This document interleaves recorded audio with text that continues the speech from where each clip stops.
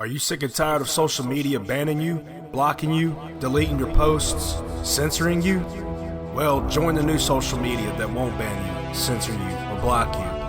FreeSpeechUS.com. Again, FreeSpeechUS.com, the new social media where you won't be censored or banned. The Freedom Show with Chase Galloway. So we're going to discuss today where CNN and MSNBC ignored Trump's major Israel-Bahrain peace deal during primetime. And also, we're going to get into where the Mueller team repeatedly accidentally wiped their cell phones. So, you don't want to miss this. Earlier in the day, MSNBC spent less than 2 minutes covering the major Middle East agreement. The most watched programs on CNN and MSNBC on Friday night completely ignored President Trump's foreign policy achievement of brokering a peace deal between Israel and Bahrain. According to a formal statement issued by the U.S. and the two Middle East countries, they agreed to the establishment of full diplomatic relations between Israel and the Kingdom of Bahrain. This is a historic breakthrough to further peace in the Middle East, opening direct dialogue and ties between these two dynamic societies and advanced economies will continue the positive transformation of the Middle East and increase stability, security, and prosperity in the region, the statement said. However, the major Middle East peace agreement received no mention during CNN and MSNBC's primetime shows. While CNN dedicated substantial coverage during its afternoon programming to the Israel-Bahrain agreement, MSNBC spent less than 2 minutes covering the major news throughout the entire day. MSNBC's longest segment on the subject lasted just 1 minute and 22 seconds when anchor Ayman Mayelden asked his panel why President Trump announced the peace deal on the 19th anniversary of 9/11. Both MSNBC and CNN similarly downplayed their coverage of the major agreement Trump brokered between Israel and the United Arab Emirates last month. CNN Tonight anchor Don Lemon, who regularly has 2 full hours every weeknight, spent roughly 2 minutes on that agreement, but used it to mock Trump after National Security Advisor Robert O'Brien suggested the president should be nominated for a Nobel Peace Prize. Wonder why he wants a Nobel Prize so badly. Oh, you know who has one, right? President Barack Obama, the CNN anchor boasted. Lemon's colleagues Anderson Cooper and Chris Cuomo avoided the subject altogether, as did their primetime competitors on MSNBC. We all know how the fake news media can be. We ain't too concerned with that, right? They always want to downplay everything and make a joke out of things that actually matter. So let's get into the DOJ records. Mueller team repeatedly accidentally wiped cell phones. Perhaps you will recall Rudy Giuliani suggesting nearly 2 years ago that the Robert Mueller's gang should be investigated for destroying evidence, in particular text messages. Now we have more proof that these witch hunters did not want anyone looking into their activities. We have received 87 pages of records from the Justice Department that show senior members of Robert Mueller's special counsel's office repeatedly and accidentally wiped cell phones assigned to them. We received the records in response to our September 2019 FOIA lawsuit against the Justice Department and FBI over December 17, 2018 FOIA requests. Judicial Watch Inc. versus U.S. Department of Justice, number 119 CV 02693. 4. All records related to the hardware, software, and contents of mobile phones issued to FBI officials Peter Strzok and Lisa Page for their use while they served on the investigative team of Special Counsel Robert Mueller. All records of communication, whether on government or non-government email accounts and whether using real names or aliases, with FBI officials relating to the hardware, software, and contents of mobile phones issued to FBI officials Peter Strzok and Lisa Page for their use while they served on the investigative team of Special Counsel Robert Mueller. In a table that appears to be tabulation of Special Counsel's office reviews of phones used by Robert Mueller's team for records preservation purposes, 27 phones were reported wiped clean of all data prior to the review having taken place. 20 phones were reported wiped of data due to accidental wipe, usually from entering the password too many times. 2 phones were reported wiped after placed in airplane mode from which they could not be unlocked because password was forgotten, including the phones of Andrew Wiseman, 2 phones, and 2 deputies of Mueller, Kyle Freeney and Rush Atkinson. 1 phone was wiped clean without explanation. There are no records of Robert Mueller's phones ever being reviewed. The review of Lisa Page's phone reads as follows. Quote, phone not found. Phone found and with DOJ OIG, but according to AMZ on 9/19/18 conversation, the phone was restored to factory settings. Per email from DOJ OIG contact redacted on 10/17/18, the phone was restored to factory settings when they received it. Quote, the review of Strzok's phone reads as follows. Quote, no substantive text, notes, or reminders. Quote, in December 2018, the DOJ's Office of the Inspector General issued a report regarding the recovery of thousands of text messages.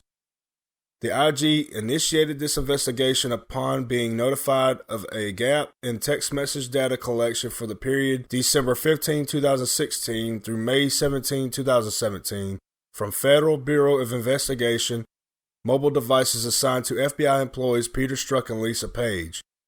Because of the content of many of the text messages between Strzok and Page, the IG also asked Mueller's office for the DOJ issued for iPhones that had been assigned to Strzok and Page.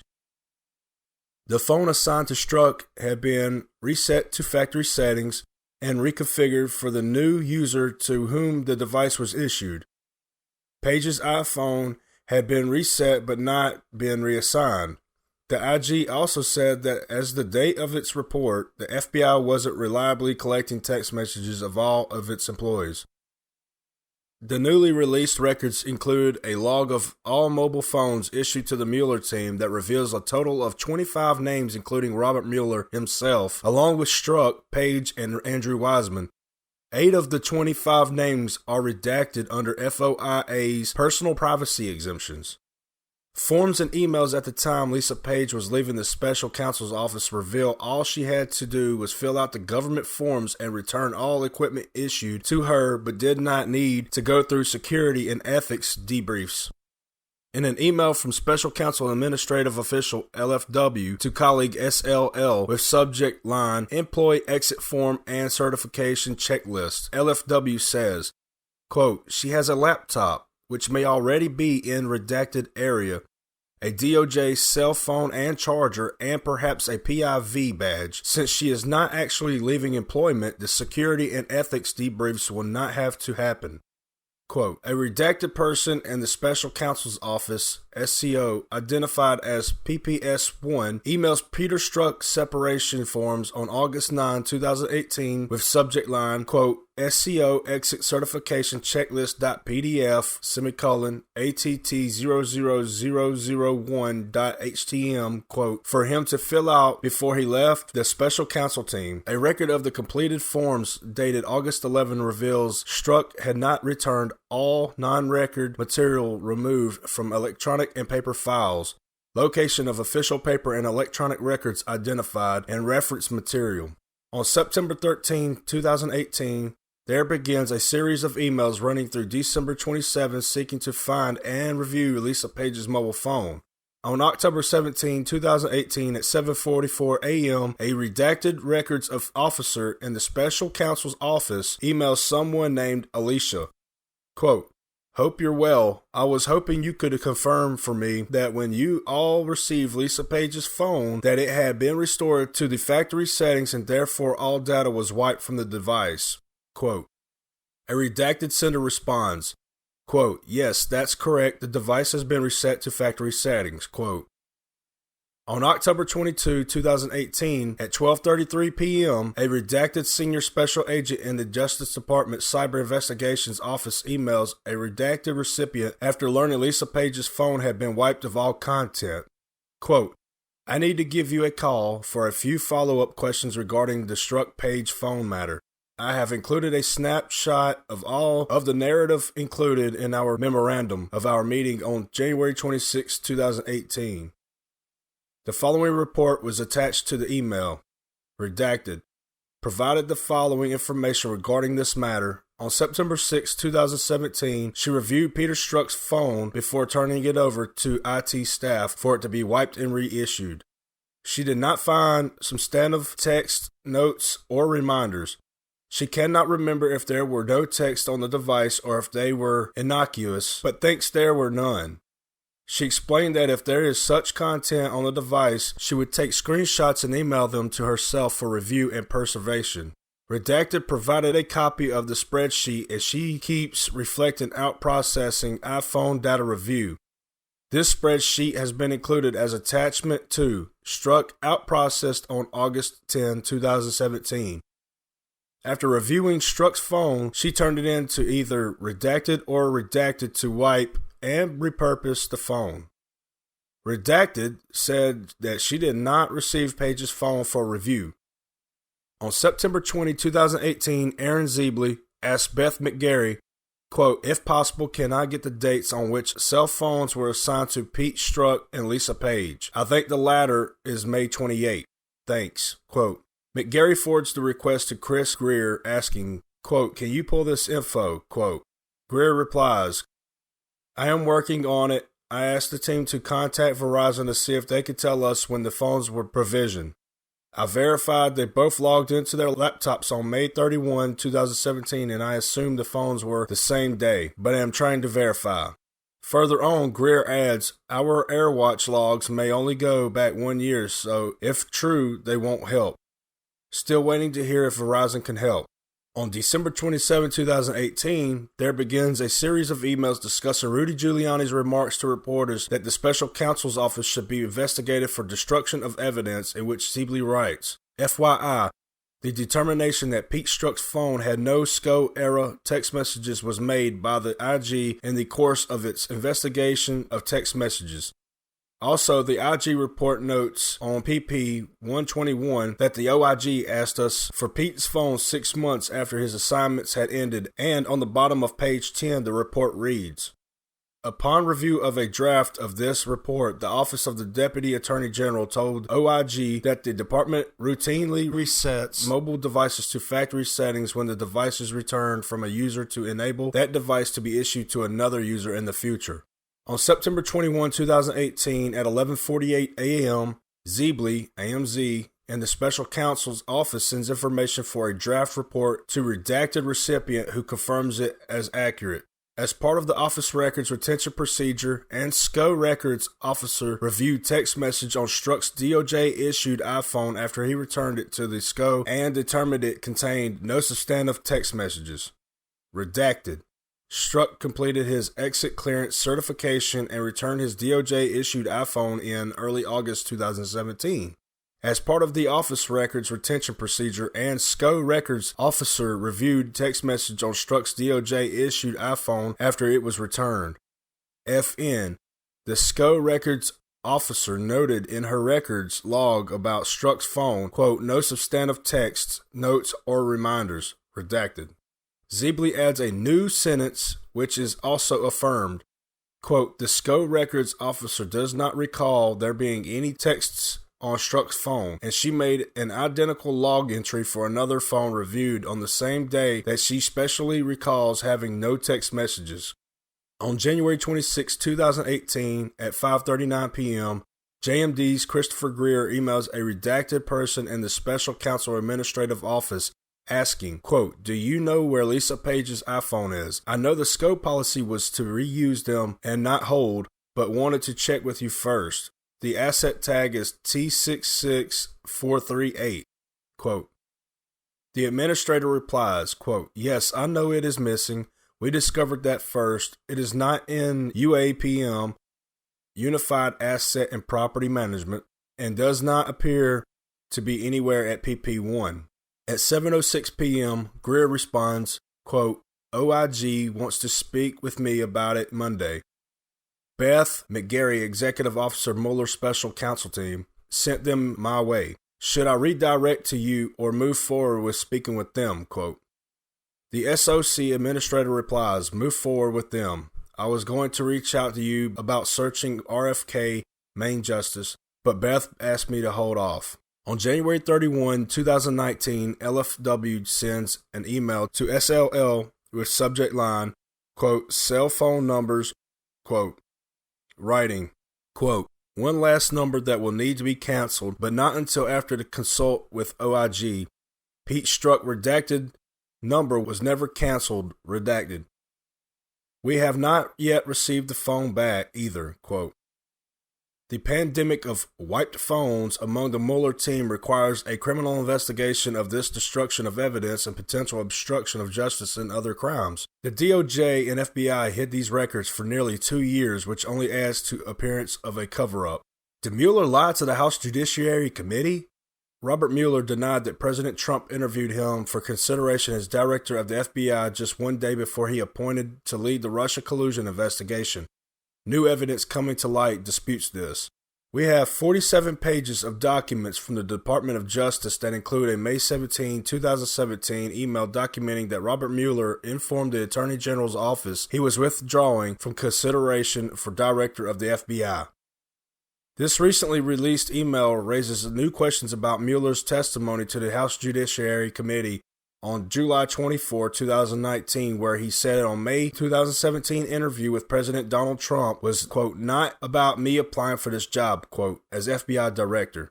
The emails were produced in our February 2, 2019 FOIA lawsuit against the Department of Justice for all records of communications of Deputy Attorney General Rod Rosenstein between May 8 and May 17, 2017. Judicial Watch vs. U.S. Department of Justice, number 119 CV 00481. In the May 17, 2017 email, Rosenstein writes to then Assistant Attorney General Jody Hunt with the subject line, quote, Mueller, quote, and states, quote, withdrew from consideration for FBI director, quote. Hunt responds, quote, redacted, called this morning and also withdrew his name from consideration, quote. On the same day, Rosenstein appointed Mueller special counsel for the Russia investigation. On July 24, 2019, Mueller testified about whether he was interviewed for the FBI director position in an exchange with Representative Greg Steube, Republican from Florida. Steube: thank you, Mr. Chair. Mr. Mueller over here. Mr. Mueller, did you indeed interview for the FBI director job 1 day before you were appointed as special counsel? Mueller: my understanding, I was not applying for that job. I was asked to give my input on what it would take to do the job, which triggered the interview you're talking about. Steube: so you don't recall on May 16, 2017 that you interviewed with the president regarding the FBI director job? Mueller: I interviewed with the president and it was about Steube. Regarding the FBI director job?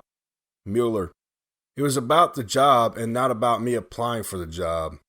Steube: so your statement here today is that you didn't interview to apply for the FBI director job? Mueller: that's correct. Steube: so did you tell the vice president that the FBI director position would be the one job that you would come back for? Mueller: I don't recall that one. Steube: you don't recall that? Mueller: no. President Trump said that Mueller did indeed apply and interview for the FBI director job and that claims otherwise presented a conflict of interest that should have kept him out of the Russia investigation. The president tweeted on July 24, 2019, the day of Mueller's House testimony, quote, it has been reported that Robert Mueller is saying that he did not apply and interview for the job of FBI director and get turned down the day before he was wrongfully appointed special counsel.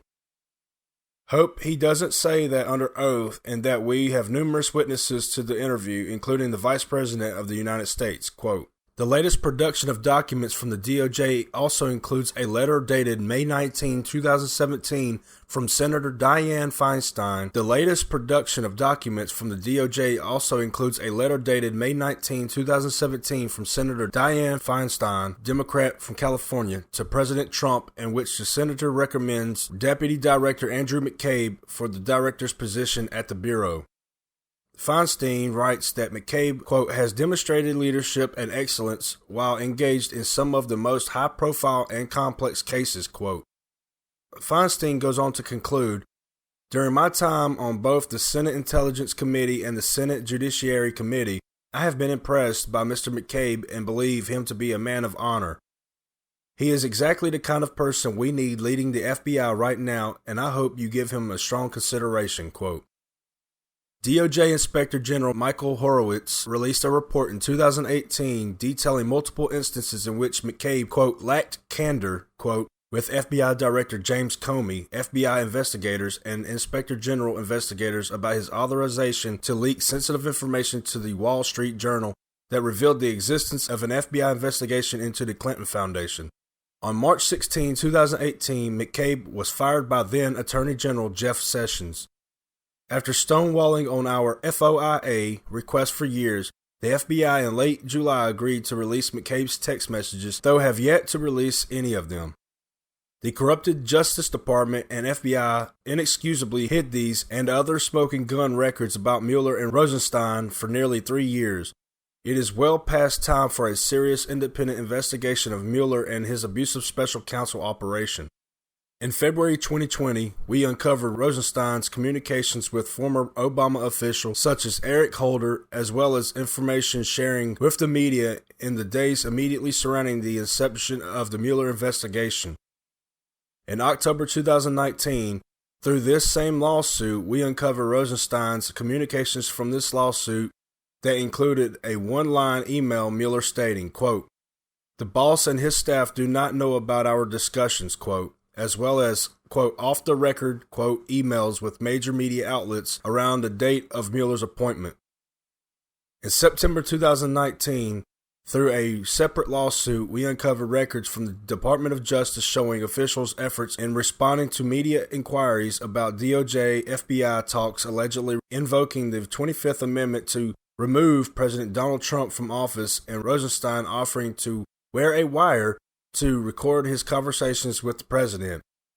Later that month, we uncovered a 2-page memo dated May 16, 2017 by then acting FBI Director Andrew McCabe detailing how Rosenstein proposed wearing a wire into the Oval Office to collect additional evidence on a president's true intentions.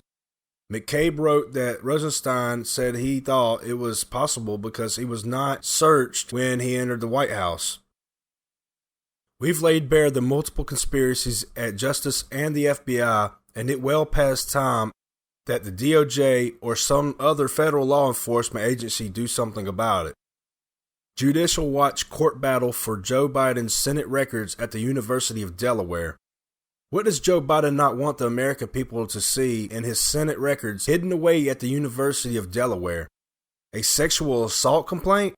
Notes on conversations with Putin? We intend to find out.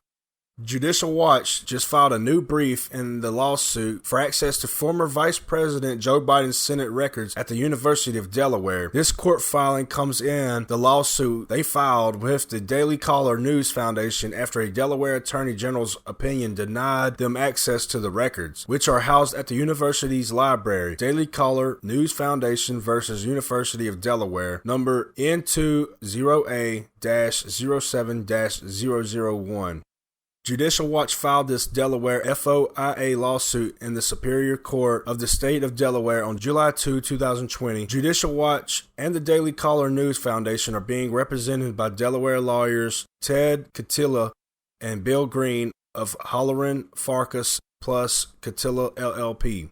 The lawsuit is challenging a state attorney general opinion that the Biden records are not public records because the opinion concludes without evidence no public funds are used to support the Biden Records project at the University of Delaware. Judicial Watch responded in court that it is impossible for the Biden Senate documents, which are housed in the University of Delaware's library, to not be supported by public funds.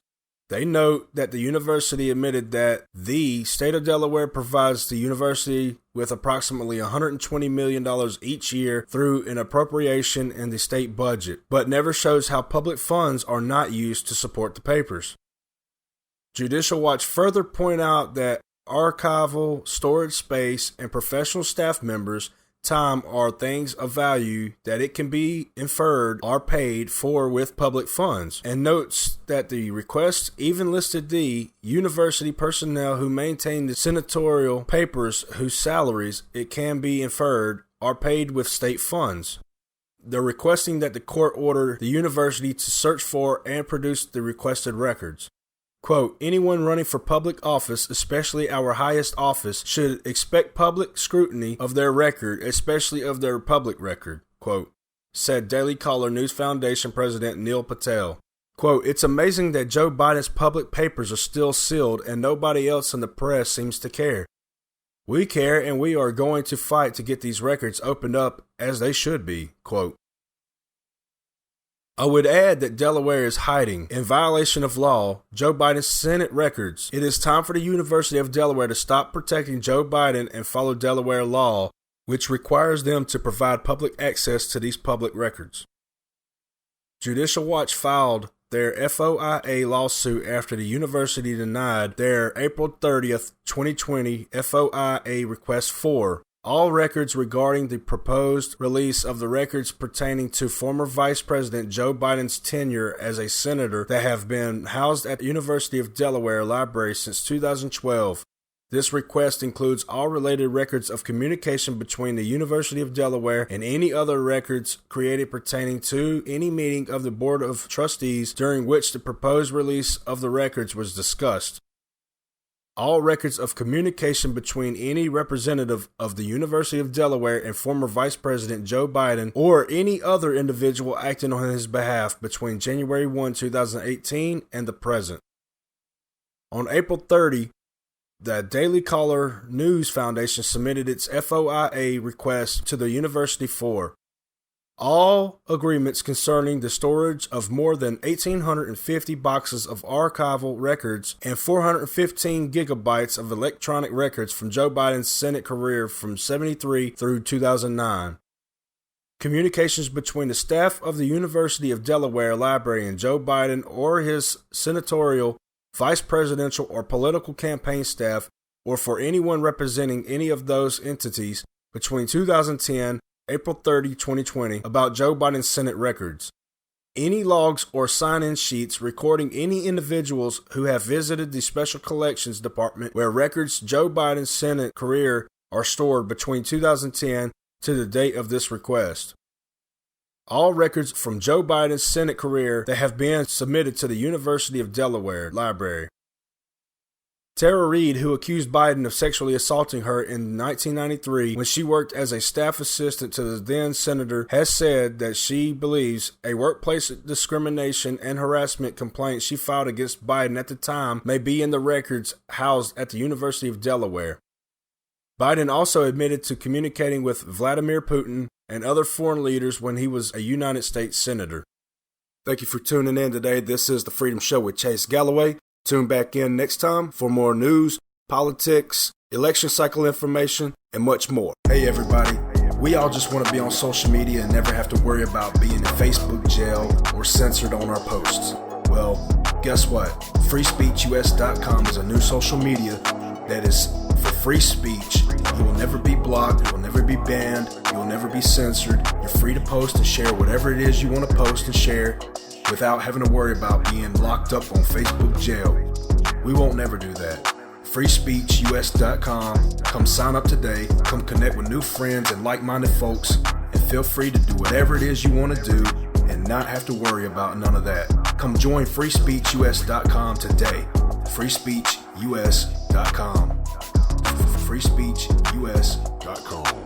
FreeSpeechUS.com. FreeSpeechUS.com.